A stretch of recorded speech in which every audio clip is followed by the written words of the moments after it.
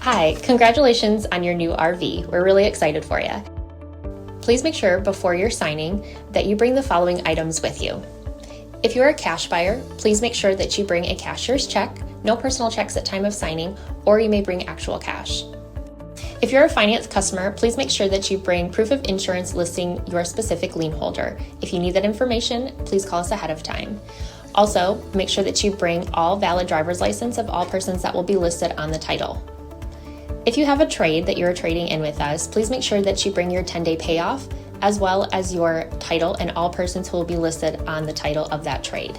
Arrive 30 minutes early before your appointment time so we can properly inspect your unit, and also make sure that you have the fridge on and running prior to arrival.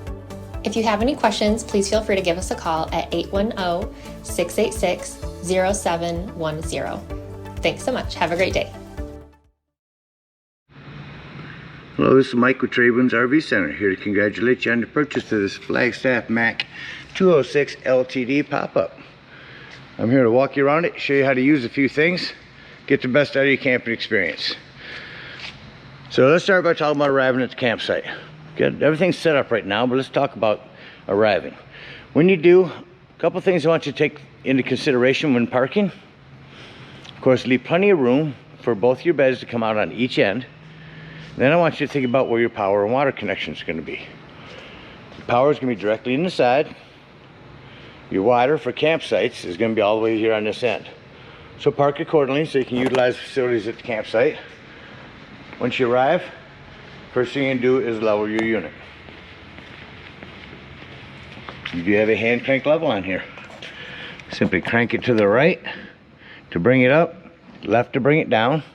You can, before adjusting this, take this foot off and put the leg on so this won't roll around on you.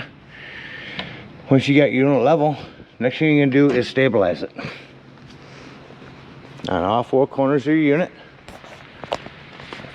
Nope, just on the back of these you have these stabilizing jacks. You have a 3/4 inch hand crank to run them down. You can use an impact driver or a drill gun, but I recommend just using the hand crank because you don't have far to go down. And what you want to do is when you bring it down, you want to bring it down just until it's taut. I'm going to recommend jack pads. Jack pads are going to protect the feet of your stabilizing jacks from dirt and debris and hot blacktop in the summer.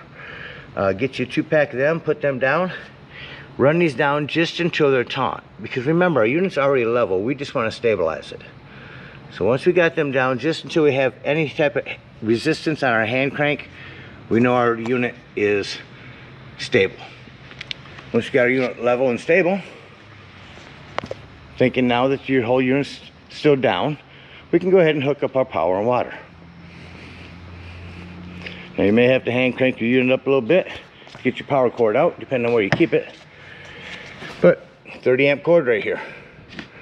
The way they go on now is they go in at this little angle. The light just means you have power to the cord. They go in at an angle, wiggle it in, and then turn it to the right. Once it's on, go ahead and put on this washer. Okay, at the end of that 30 amp service, should you need it, in your convenience pack will be a 30 to 110 adapter.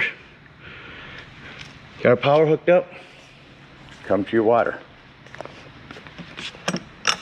First and foremost on water, city water connection, you're going to want to use a water pressure regulator.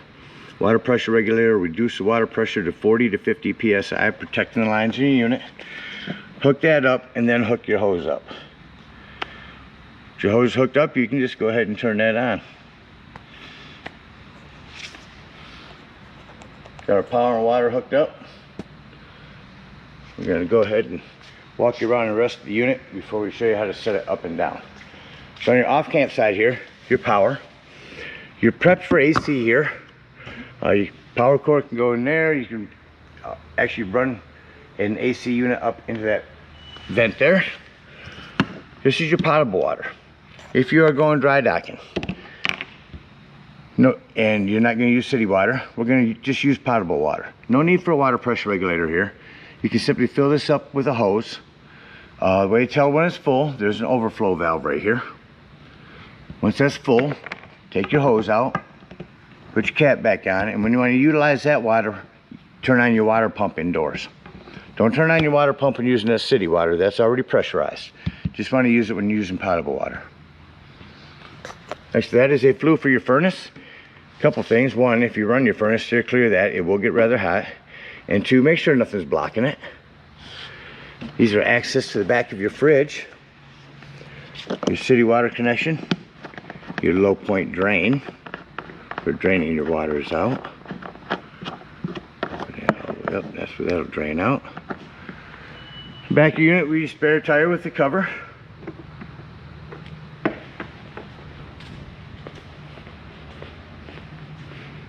We'll bring this down and show you how to set everything up when we're done. A couple of 110s. There's your grill that you can set indoors on your table in there, or bring it out here and set it on that lip. Quick connect LP right inside here. You have a porch light. The propane will be on front here with a regulator. And there's your hand crank to lift the unit up. You walk inside where everything's set up. Show you a few things. First thing I like to point out is fire extinguisher. Make sure that you and everyone that's camping with you knows that the fire extinguisher is located at the entry doorway in case of an emergency. Just above that's a 110. Your ceiling lights. This is where it's wired for solar. That is a template for the techs to use if you ever decide to wire this unit for solar. So keep that on there. Immediately to the right of that, or just ahead by your dinette, starting on the left is your 110 with GFCI reset. A couple of USB ports. There's your water pump. That's where you turn that on when you're using potable water. This is your 12 volt carbon monoxide propane detector.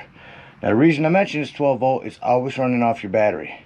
So if you are going to be boondocking, nothing charging your battery, you're going to be gone for the day, disconnect your positive battery post to keep this from running your battery down while you're gone.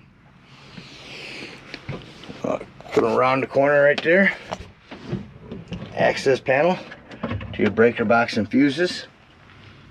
A couple of 10s, 25 and a 30. Highly recommend having some of those with you when you go camping. Continuing back into the kitchen, there's your furnace outlet. Your fridge. Some paperwork for you. Coming over to your thermostat. Crank that up. Hear that turn on, shut that off. You notice when I shut it off, it takes a few minutes for that fan to actually shut off. Access to your storage and plumbing. More storage here. Drawers.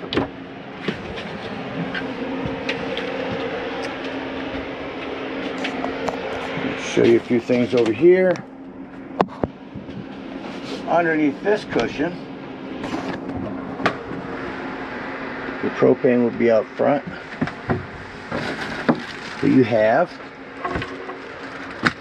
a remote for your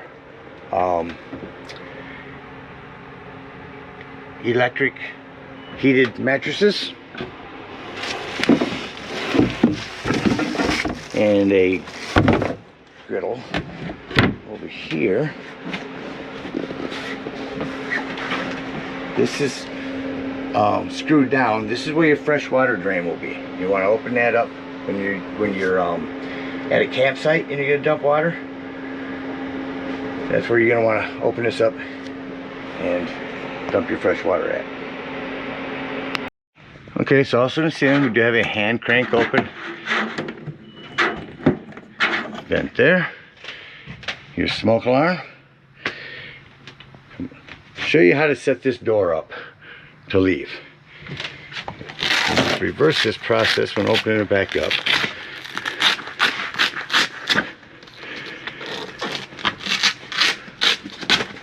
Undoing our Velcro on both sides, see they're nice and tight.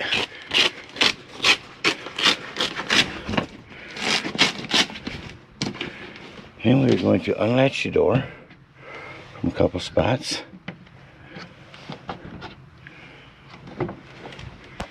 And lastly, up here.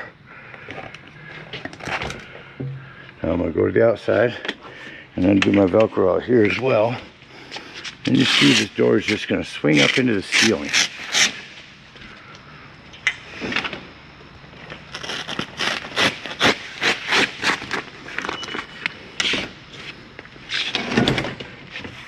these wires here.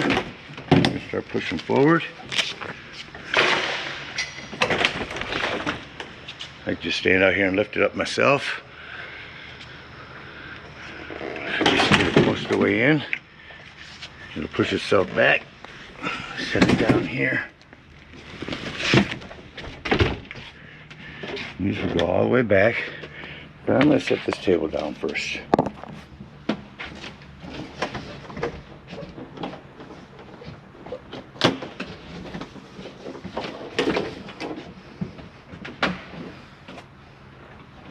Fold my table legs in. And you can see here, I'm going to set these right down on top of these.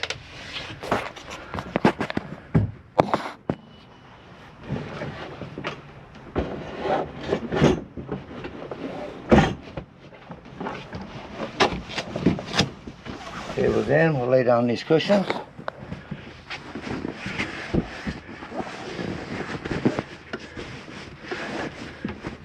Now we've got a little more room to mess with this door.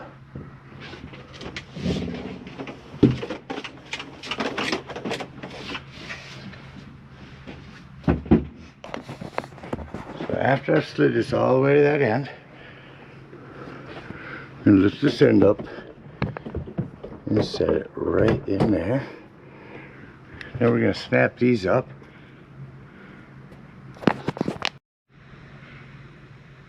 And you see how these are secured. We're going to start bringing in our beds here.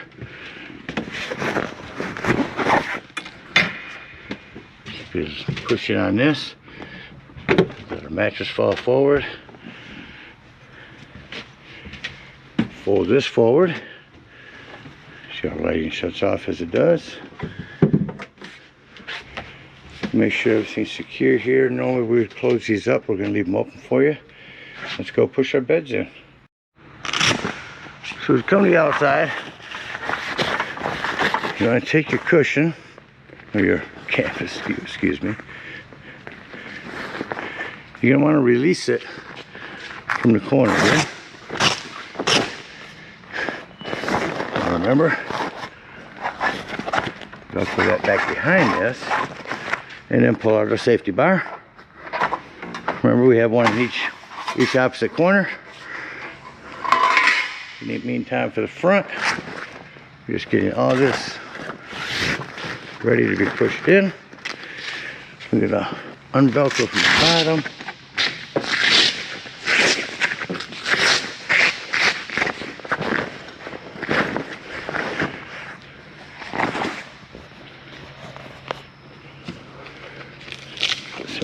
Side. We'll unstring.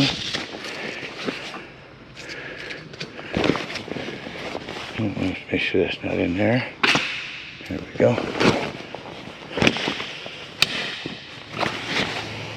Sorry for the sloppy video at this point. It's kind of hard to show everything one-handed. And we're simply just going to push this in.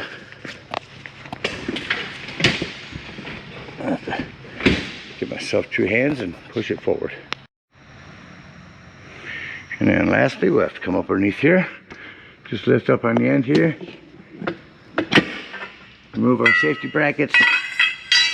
Then we can push it in.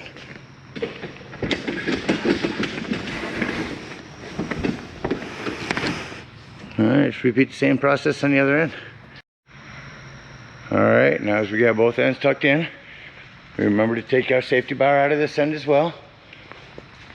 Get everything tucked in. And we're just going to start hand cranking it back down.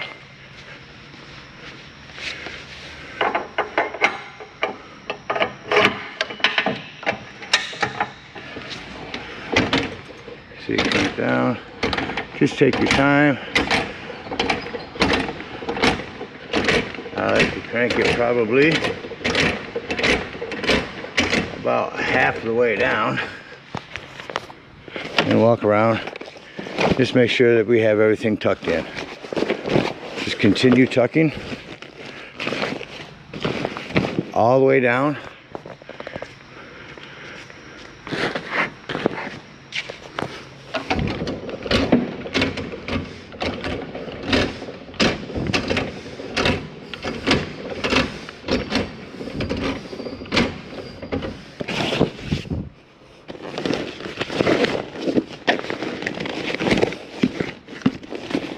continue walking around your unit.